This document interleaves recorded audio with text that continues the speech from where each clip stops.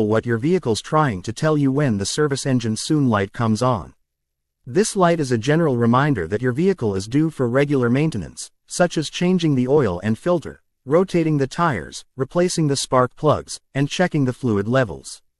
Regular maintenance is important for keeping your vehicle in good condition and avoiding costly repairs.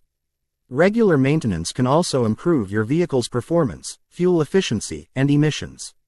To fix this problem, you need to schedule a service appointment with your mechanic as soon as possible.